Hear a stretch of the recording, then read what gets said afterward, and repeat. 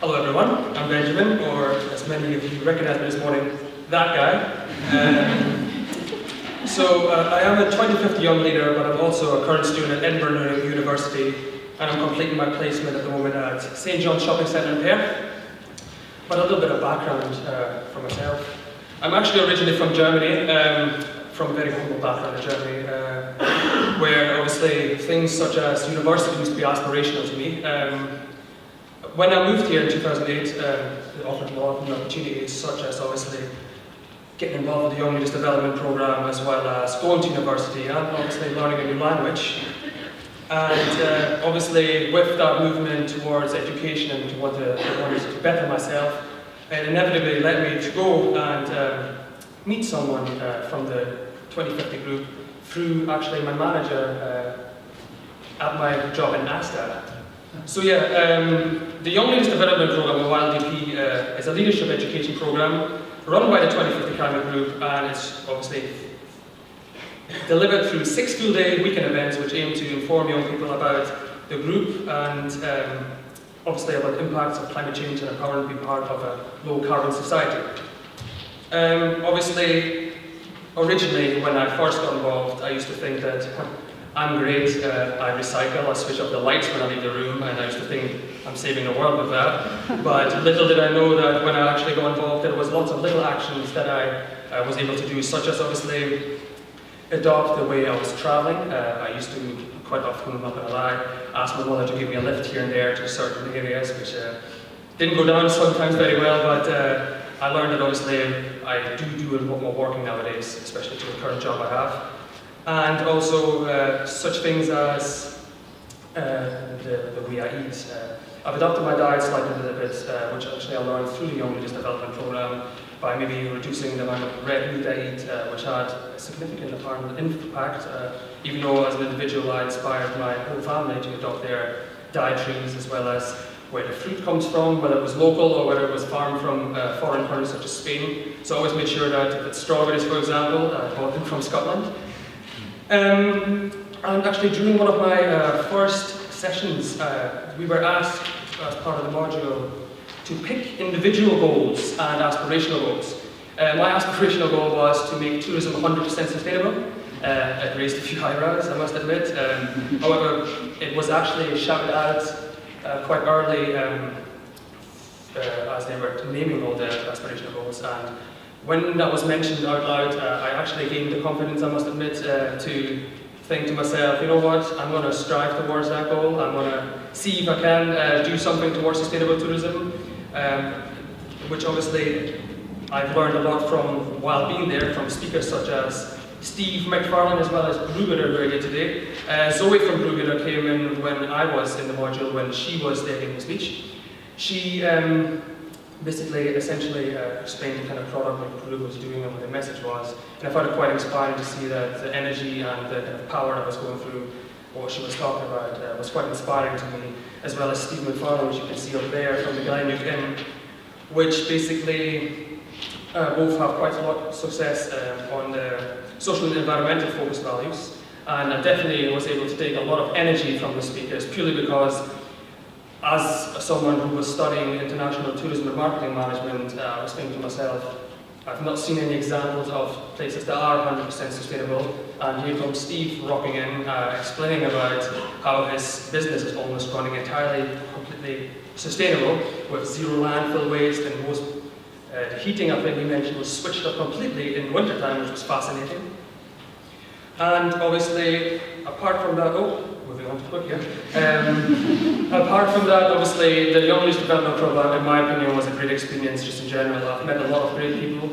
Some of me sit in the audience here today, which was great to interact with most of you, learn a lot from you. And obviously, I came to the Young Leaders Development Programme with little knowledge about the environment, little knowledge about carbon emissions, little knowledge about anything to do with the environment, apart from putting my plastic in the bin and switching off the lights when I leave the room. But it allowed me to definitely become a more confident character as well. I mean, I'm standing on the stage here today, and I must admit it was nerve-wracking thinking that I would do this, but hey, here I am. So I definitely found that the experience was 100% fun, and I encourage anyone that hasn't considered doing it yet, definitely to have a read into it, think about it, because you may never know, you might be on stage just like me one day.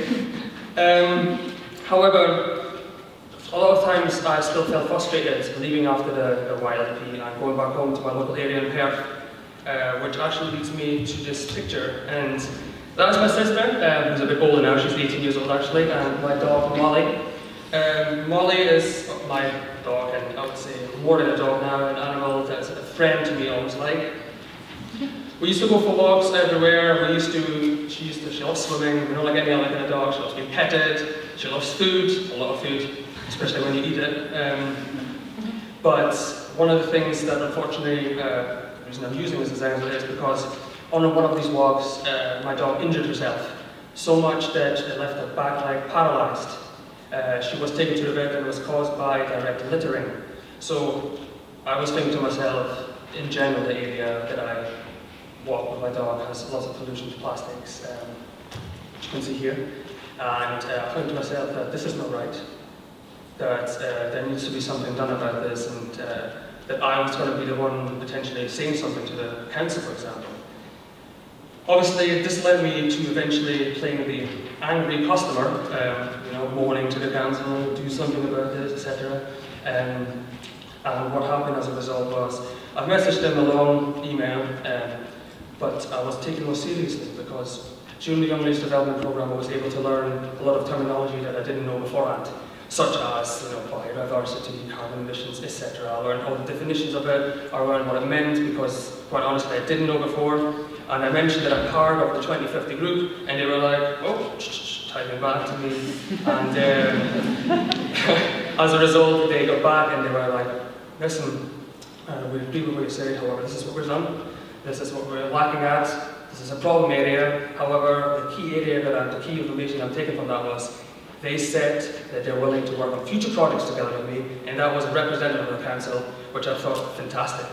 So here's a little bit more photos of the area. As you can see on the far right, there's a photo that shows the size of the area. So you can imagine that there's big green parks throughout some cities that have vast potential to become beautiful and big ground for people to roam around. At the moment, that's not very well taken care of, purely because, well, there's a lot of social housing that's built around it. In fact, the whole left-hand side is social housing, which is what I addressed in there. And I think that just because it's social housing, it does not need to look the way it looks at the moment, and that the people that live there can have an environment that they feel proud of, and that there's no contrast between classes of people, that they can be absolutely, that they have the opportunity to do the exact same. So which is why I've started reaching out to organisations within Perthshire to help me on the mission to either help clean the lake and also and also reach out to young people and to raise awareness about the positive impacts that it can have, being aware of such things as plastic pollution, etc. This is the result of me contacting the council. The council was happy enough providing me photos, which were actually taken by a Perthshire advertiser. These photos basically illustrate the perfect examples of what it's like when people come together and actually help out. Obviously, as you can see, the vast majority of the people who are involved are obviously not of the target group that's here today, which is exactly why I challenged back to them, saying, well, clearly there is obviously an issue with reaching out to a bit younger individuals, such as myself, or that is obviously just a certain group that's interested in helping. So I thought, here come I, I'm going to change that for you.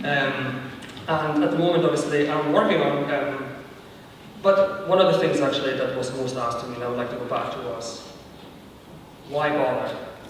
I got asked the whole stages through by everyone that I told what I was doing, why bother?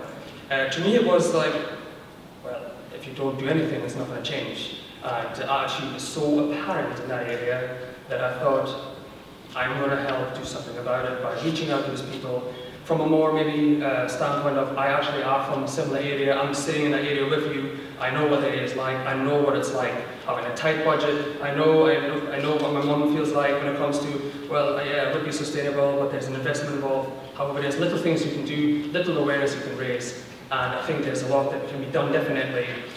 So I think at the moment, I'm actually working on with a couple of people, a couple of organisations in Perth to reach out to them, get a couple of volunteers in from each group, and hopefully raise awareness in the general area, help make a difference, and obviously help making that place sustainable, as well as allow it to be as beautiful as it is, because in my time in Scotland, one thing I've learned is that Scotland has the vast majority of beautiful landscape, absolute great experience for outdoor activities.